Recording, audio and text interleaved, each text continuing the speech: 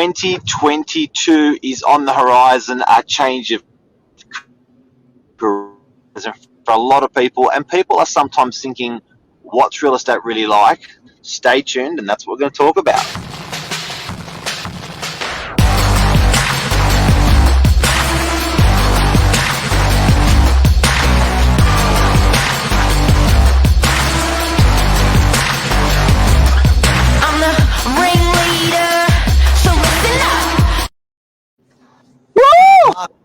Good morning.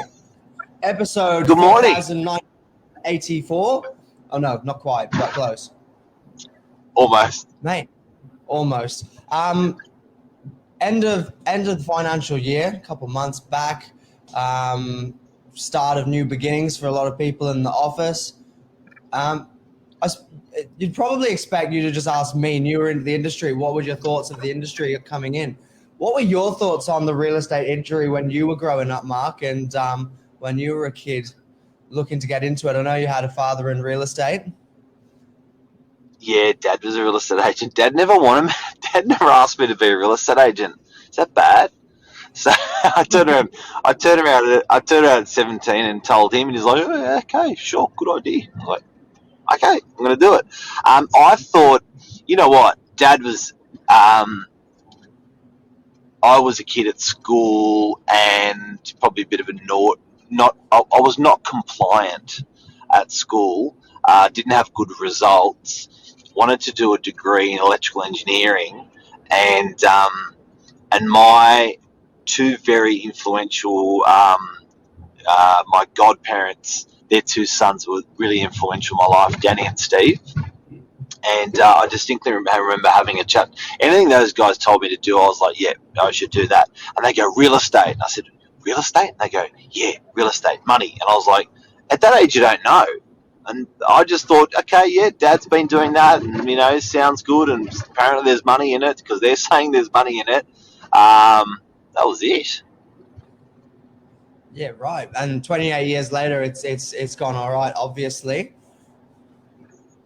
Yeah, stuck to it. That's for sure. Stuck to it, and it's interesting seeing the types of people that go, oh, look, I want to get into real estate, and the types of fabulous personalities. It's actually, the weird thing is, it's not like like if I want to be a bodybuilder, well, you probably, like, I don't know, like, or you can sort of pick stereotypes for people in some industries, but real estate's a real hard one where, there's male, female, there's wonderful types of different personalities that all do well. And even that measure, James, of well, you and I were talking about off air this morning, everyone's measure of doing well is different as well. Balance. Yeah, well, that's right. And success means a lot of different things to a lot of different people, and for some it purely just means money, but for the most part everyone has quite a balanced and rounded perspective of what happiness and what content is. And yeah, if they can all come together, and something that since I've been here, like there's just something about your passion for real estate that it's infectious in its own way. It never stops 24/7, and that's probably gone on for your whole life and probably will continue for your whole life.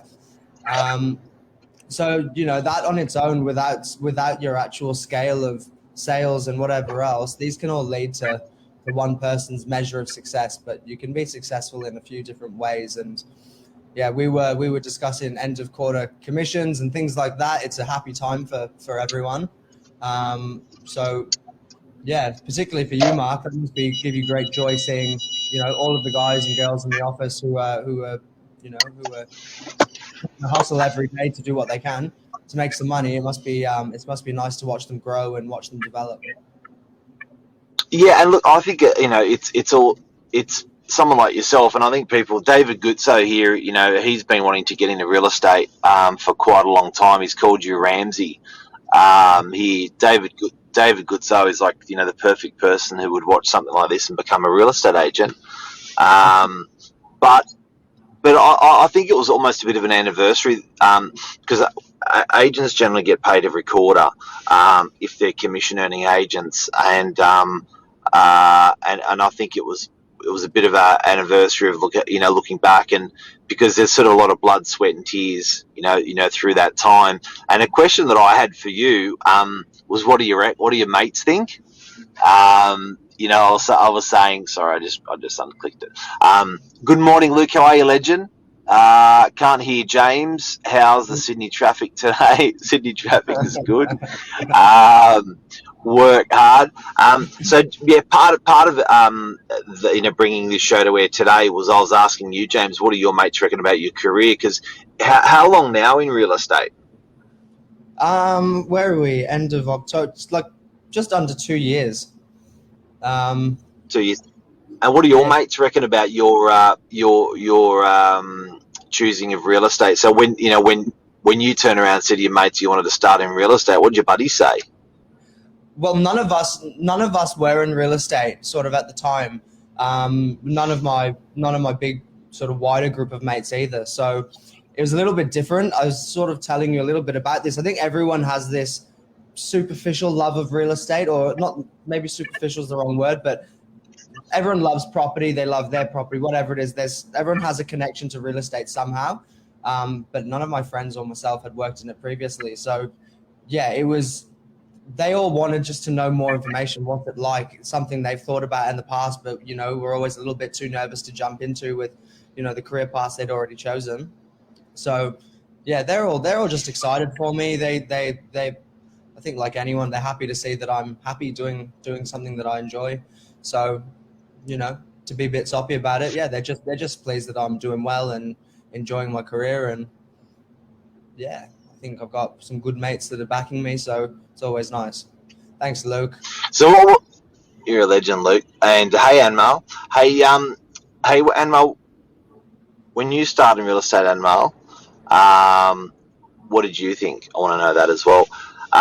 So what were the top 3 things when you were going to start in real estate that you thought were good, bad, and ugly? For me, the first priority was I lived in the UK for half of my life, and I always knew I was coming back to the Northern Beaches. That's where I wanted to live and work, and property was the one. So that was my biggest draw into it. It was a good excuse to get myself down back onto the Northern Beaches permanently.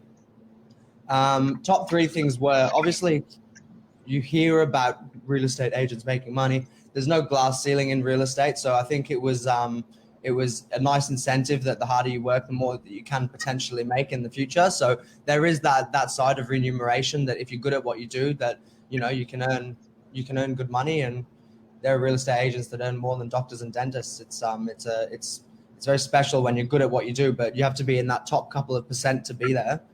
And then the other side was knowing that it's not a set routine. You're doing different things all the time. So every single day is different in real estate. You're meeting different people, talking. Every day is different. So you just love it. Can't complain for a second. Did you ever cry yourself to sleep at night? Well, with tears of joy maybe last night, but but no. Because go on. I think. Sorry, mate. I think that one of those things is like you've had a really, and from starting in real estate, like I think resilience is just so bloody it's so bloody important. Because there's so many more no's than there is yeses. There's so many, and I think that when you get those no's, learning from that. And look, it's probably the same in any industry, but particularly I think when watching you start in real estate and from what you thought, I think that there was just so many sort of setbacks, rejections, and you just the spine on a real estate agent is generally pretty tough. To actually be able to handle that rejection, and if you've got 50 people coming to the open house, most of the time you got 45 people saying no. Do you know what I mean? So you got to handle that, manage that, funnel that. It's interesting. Yeah, and what are you laughing at?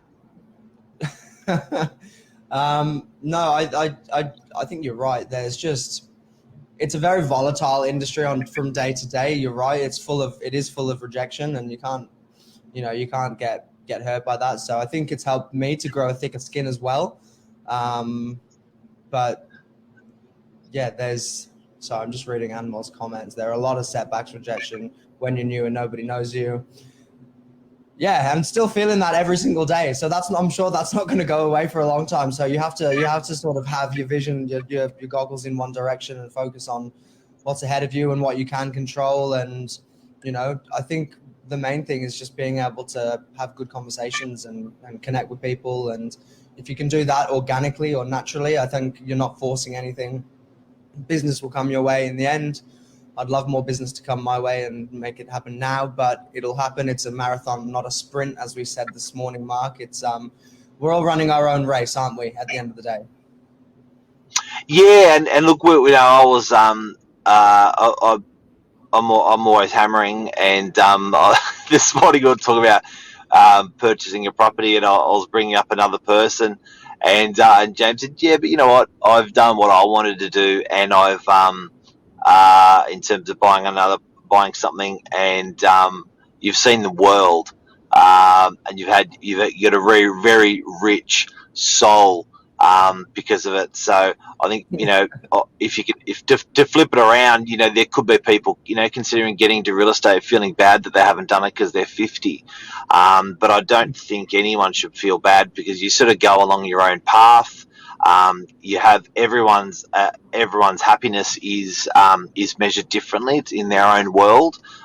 He who dies happiest wins, and it's never too late. If anyone ever wants to get into real estate, it's never too late, or to get out of real estate, or to buy a property, or to buy a second property, whatever that may be. It's actually a really, really cool thing that you're in control of. So, and yeah, you've done well, man. You've done well.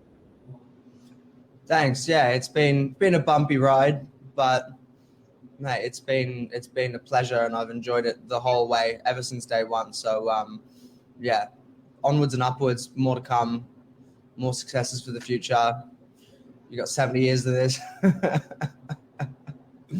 That's an exciting proposition, though, Luke. That's the good part about it. It's not something where like you can go forever in this industry. Ramsey, Yeah. just beautiful, mate. Gutso's So David, he's going to let me David sell his Gutso, he will. Last night I was doing an appraisal for him. He was sending me videos of his backyard. If you ever need your lawns done on the northern beaches, David Gutso is the most amazing ride-on lawnmower, and he'll also grind your tree stump very well, very well. Mate, that's a bit of a circle around when we started in real estate, what we thought and what others thought, family and friends, and certainly look, sometimes, James, you don't even know why you get into stuff. You just end up there, and I think that's probably it's probably a bit fickle, and probably not a lot of people like to admit that. I wanted to get in because. But certainly my start wanting to get into real estate, and I feel sorry for 17, 18-year-olds.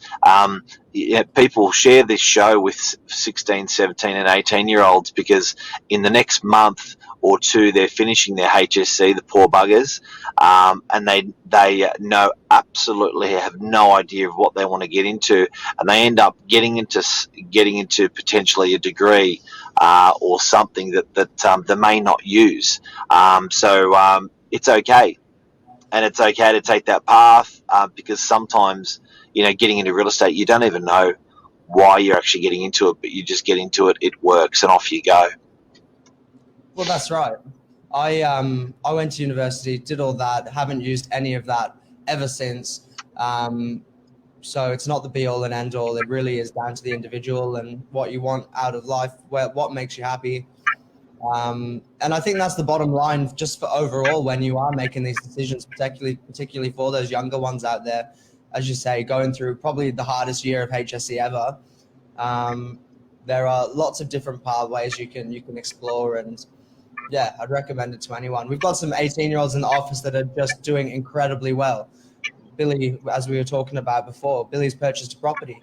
It's special stuff that you don't really think is possible. It sounds like urban myth to be able to buy a property on the Northern Beaches before the age of 30, but there are ways around it, and you get some inside secrets along the way. Absolutely. And Mal says she got in because she did it by. I got into because I was made to do it by my hubby. We have all the clients that need help to sell, manage. Wow. And worried about a 9 to 5 job. With it. Wow, that's cool. So, and Mo, your hubby's people don't know, he's a mortgage broker there, and he was saying you should get into it, and you did. And a bit of a band-aid rip, one industry to another, jumping in the deep end, no experience. Yeah, wow. You know what? There's no better way. There's no better way. But that's Yeah. a show. That's a wrap, I think. Happy Friday. Blue skies again Happy today. Friday, everyone. Blue skies again. I think it's 8 weeks to. I think we've got about 8 weeks to Christmas. Yeah, I heard Christmas music in the shops the other day. That was that was scary.